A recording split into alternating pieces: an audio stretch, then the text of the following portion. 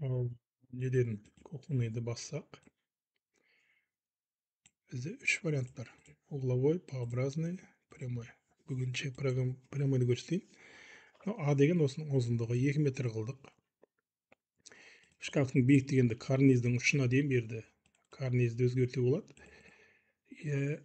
2800, алар қалғандары бәрі өз аттары айтып тұр.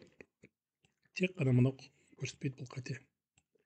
Негізінде көбінше мына биіктігін ғана өзгертсеңіз, сосын мынау астыңғы шкафтың биіктігін өзгертесіз по факту. Сосын мынау столешницаны негізі 40 қыла салған дұрыс. Өйткені мынау 2 миллиметрден үстіңгі шкафтың биіктігіне қосылады. Жалпы одан басқа ештеңе өзгермейді. Қосылмай кетсе де ештеңе етпейді.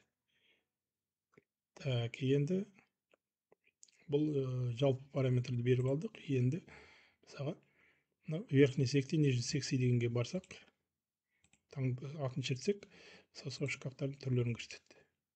Мысалы, обычныйды аламын да, мен бүйтейін енді. 400-де,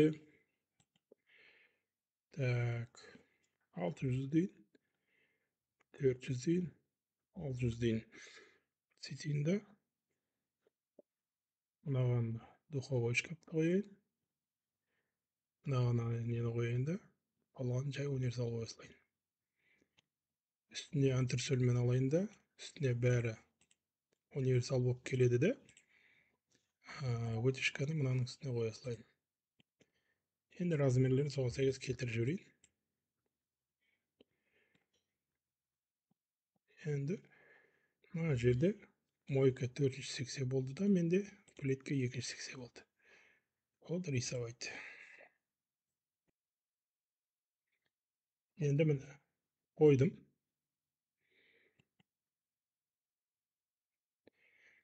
Мына жерде бірінші сброс координат жасап алу керекпін. Сосын барып разъединить етейін. Сброс координат жасау не үшін керек? Қазір мынау бәрі бір группа болып тұр. Бір координатасы мына жер. Мысалы, мына жерден 1-де 40 жерде тұр, иә. Мен разъединить етсем, ол мына жерден алады да 1-де 40 мына жерге жылжып кетеді. Сол үшін сброс жасап жіберемін да, сосын барып разъединить етемін. Разъединить еткен жеке-жеке ыңғайлы былай бөлуге. Сөйтем де мен мысалға мынаны алайын да, мысалы мынаның несін вертикальный аламын. Қараңыз, негізінде қараңыз, мына универсальный не болғанмен, қазір мына жерге вертикальный қойсам, бұның артында қадеп керек емес. Осылай қойылды. Ана жерде және мына несі былай не қалды. Сосын столешницаның өзін таңдадым. Мойканы мысалы мен 450 деймін да, мысалы мынаны 1475 деп жіберсем, қазір мынандай болды міне. Сосын міне мына жерде мынау менде телескоппен болып тұр. Мысалы тандемге ауыстырып жіберме болады. Скрытый немен астына тыноста не ЛДСП болып осылай бола қойды.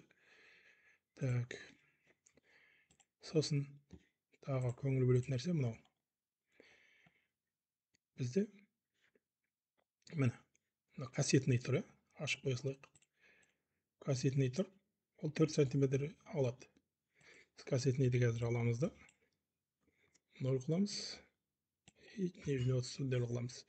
Потому что мынау 140-қа көтеріліп тұр ғой. Қазір мен ауыстырсам, мынау өз орнына түсті, и не қылды да, бұл скрытыйға ауысып кетті неміз. Так, одан бөлек тағы не нәрсе көңіл бөлуге болады. Бұл жерде мынандай слойлар бар. Біз техниканы былай алып тастаймыз, столешницаны былай алып тастаймыз мысалға. Мынау негізінде слойдан алып кетті, бұны жөндеп қоюға болады негізінде. Оны бүйтуге болады мысалы. Бұл топ дегенді аламыз да, негізінде бұл столешницаныкіне өткізіп жіберген дұрыс. Столешницамен бірге ғой бұл. Осылай слойларды жөндеп жүруге болады. Біздің сағып көріңіздер. Осылай шыға салады. Енді келесі тағы да не нәрсе көңілге басады, иә. Так, фасад демекшімін. Бұлай жасау болады. Мысалға мен мынау средний фасадты аламын да, тек қана мынадан алайын да, доверительный аласың. Астыңғының бәрін алып, өзім астыңғы деп ауысу керекпін. Астыңғының бәрін ой бүркелеп жүрейін. Сөйтейін де астының түсін боястаймын. Так, енді бұл жерде мынаны бүйтіп те бояуға болады. Цокольдеп. Иә. Болмаса мынау шелекті аламыз да, альтты басып, түс таңдап аламыз да бүйтіп құя береміз. Бірақ бүйтіп құя салуға болмайды. Көрдің бе? Мынаның бәрін өзгертіп жіберді.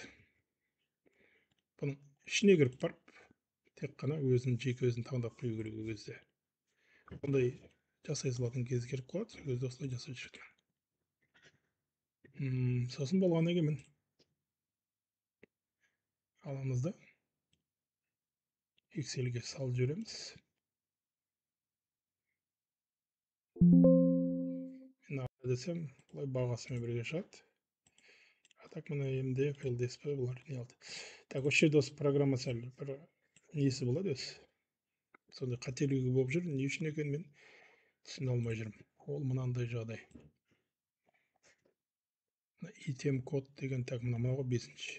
Мынаны былай қарасаң 5 деп тұр, бірақ SketchUp'тың өзінің бір қателігі. Неге олай болып тұрған? Соны өшіріп, қайттан 5 десеңіз, сосын дұрысталады. Сонда енді ананың ішіндегі деталь өкін бәрі дұрысталады. Мына жерде көрме, мыналардың бәрі сол 5-80 сондай қылып тастап тұр да. Негізінде қарап отырсаң, бәрін осылай 80 нөмірмен не алып тұр.